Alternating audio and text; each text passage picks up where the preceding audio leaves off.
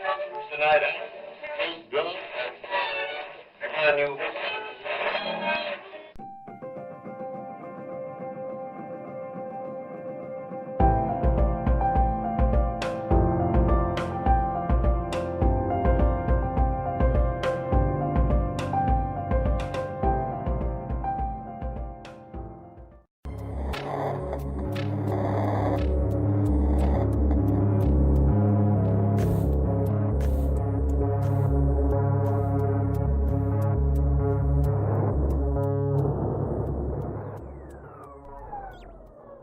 While they promise them liberty, they themselves are the servants of corruption.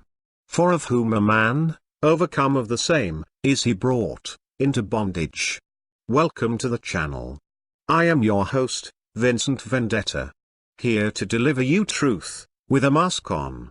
Whilst they deliver you lies, with their bare face. The European Union.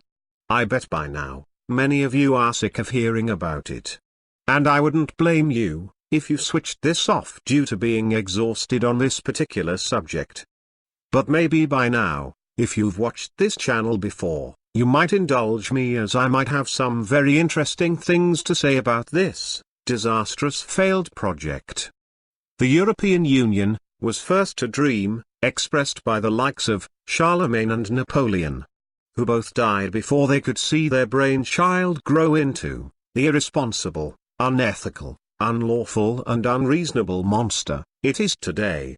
This idea of such a union has been adopted and nurtured by many over its lifetime. The orphan child was loved and cherished in particular by a man called Walter Funk. Who was Walter Funk? He was the president of the Reichsbank, and a director of the Bank of National Settlements. He was also the economics minister and key economics advisor to none other than Adolf Hitler. It is no secret that Adolf Hitler also adored the idea of a United States of Europe. It has been historically recorded that Hitler did indeed desire to rule over one great big European superbloc. Sure, we know that current politicians and ignorant masses will deny my claims to label them as conspiracy theories, but a little bit of research can clarify and validate my every word. If in doubt, test it and see. It's the only way to know the truth, that is, to see the evidence for yourselves. At the front of it, a rational mind can see that such an idea isn't unreasonable. There can be huge benefits from having one big European superbloc. It's easy to trade, it allows for free movement of people. I'm sure you'll agree that there are many benefits to be seen here. Take America as an example. Under Trump's leadership, we can all see how one big superbloc can be very beneficial to its population. But the problem with such a huge, potentially great idea, is, who is running it, and have they got the interests of the people at heart? And in order for us to understand why this great idea has turned so sour, we must take a look at who nurtured it and what were their intentions.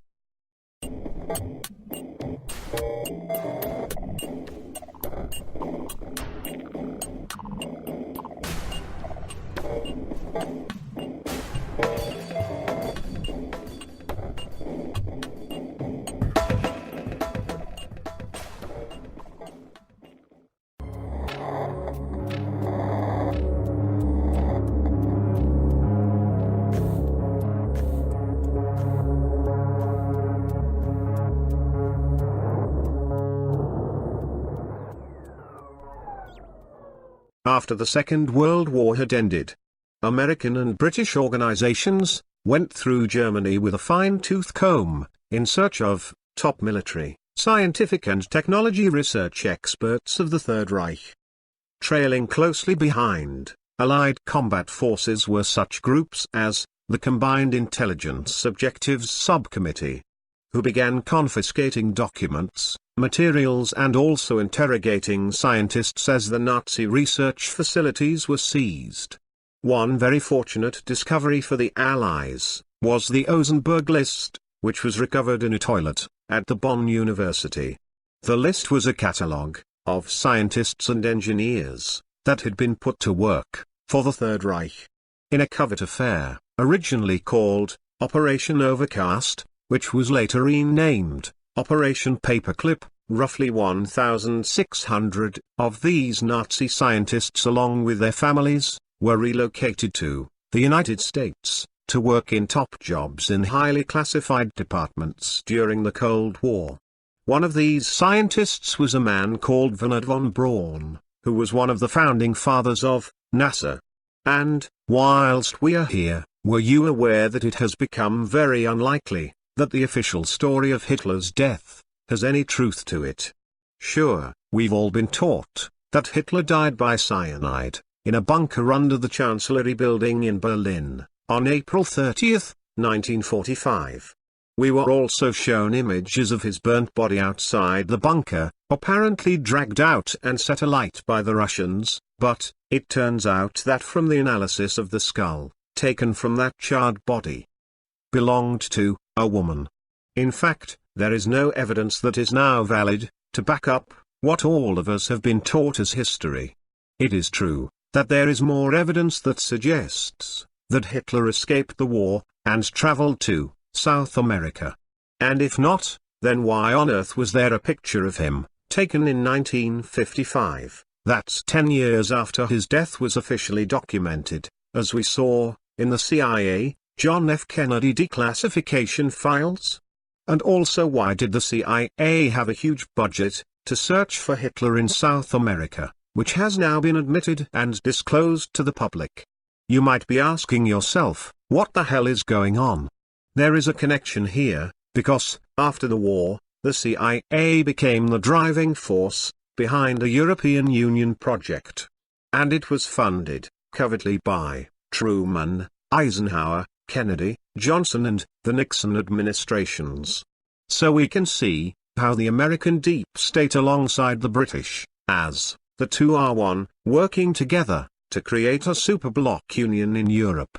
Now you might be confused as to why some British politicians have looked to hold on to some kind of UK sovereignty. Perhaps they are actors, and surely when it comes to a staged play, there is always some kind of opposition, which always helps to create division amongst the people. Maybe by now, you are beginning to see the bigger picture. For us researchers out there, we have found that World War II, as well as all the other wars since the time of Napoleon, have been funded on both sides by the same small group of people, working behind the scenes. You might think this is ridiculous, and if you do, that's only because you haven't taken a good enough look. If any of us dig a little deeper, it becomes apparent that the same groups of people have been behind every war we have seen so far. The wars in the Middle East are no different. We know from the WikiLeaks drops that the Saudis, along with the Western deep state, and their hacks such as Obama and John McCain, did indeed help to fund and arm ISIS. What does this have to do with the European Union, you might ask? Well, what have we seen happen all across Europe? Masses of migrants pouring into European countries to escape war zones or broken nations? Did the European Union encourage it? How about Jean-Claude Juncker? Did he try to save the cultures of the countries within the European Union? Or what about Merkel, the German Chancellor? Did she invite them all in to ruin her own nation? You see, the European Union was not created to bring Europe together, it was designed to break each country's back, one nation at a time. Here's a fact you might not be aware of. Did you know that Jean-Claude Juncker is a son of a former Nazi soldier who fought for Hitler on the Russian front? By now, things should be beginning to click together, things should be beginning to make more sense. Now, we should turn our attention to those whom have allowed all of this to take place. For instance, take the Second World War, and if you will, humor me just for a second. Let's say, just for argument's sake, that Adolf Hitler did indeed survive the Second World War, to go on to retire comfortably in Argentina. How many people knew about this, and have these same people known all along? And why? Did they lie to us in the way that they did? Did our ancestors, who fought in the war, go to their graves thinking that Hitler was dead, and that the so-called Allied forces had won this staged war. One thing's for sure, the official story no longer adds up, and the truth of the matter is, once again we've all been lied to, and this lie, we've all been taught, has shaped our entire lives for generations. Is it making sense now that the European Union and NATO were so easily but carefully put together? After all, after such a war, all the people wanted was peace. But was it really a war to those behind the scenes who funded both sides? Or was it some kind of sick theater, to trick populations into some kind of trap? And did certain families and organizations make a fortune from that horrific war? How about General Motors and Ford or even Coca-Cola? Did they supply their goods to Hitler's military machine, to create huge fortunes for themselves? If you check, you will see that many companies made millions from World War II. And control was established thereafter, under the illusion of peace called the European Union.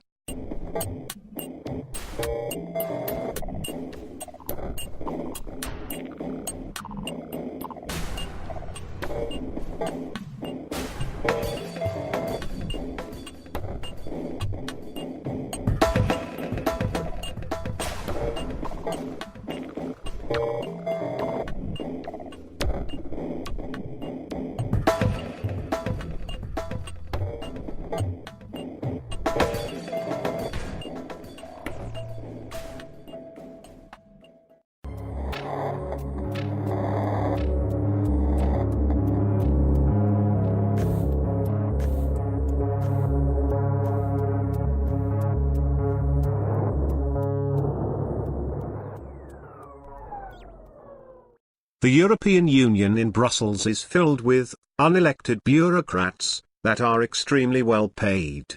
They have tremendous benefits, and have their very own self-serving culture. They do not care about individual nations, and they absolutely hate democracy and the voice of the people. So desperate are they to survive, we see them now taking steps to erase all opposing voices that shout from outside of their own circles. These pathetic self-serving bureaucrats are regulating everything. It's what they do. They are thirsty for control, and they feed from our division. But it very much looks like the writing is on the wall for this superstate failed project. There are now populist movements all around Europe looking to break away from the weakening grip of those in Brussels. No longer do these nations want to be regulated and restricted by rich elitist bureaucrats, who want all the wealth to themselves, as they plunge nations into chaos. It won't be Brexit alone that breaks the project's back, but it certainly was a very good starting point to let the elites understand how the people feel. The European Union will self-implode due to bad financial management, corruption and greed, which will see them all fall from their dizzy heights. And also with all the pressure coming from other European nations, it's only a matter of time before the project collapses and falls into the dust. Now for those of you whom still believe that there are two opposing sides in this Brexit versus EU fight, and that there are serious British patriots working within the walls of Parliament, it's all just theatre. Consider this. When the UK signed up to the European Union, who was it who signed? Who gave the royal seal? And why did she sign away the rights of her subjects to a bunch of foreign bureaucrats, if she wasn't part of the same elitist team? It's time to wake up and smell the coffee, Great Britain. Now be a good sport and go and put the kettle on. I'm sure you have a lot to think about.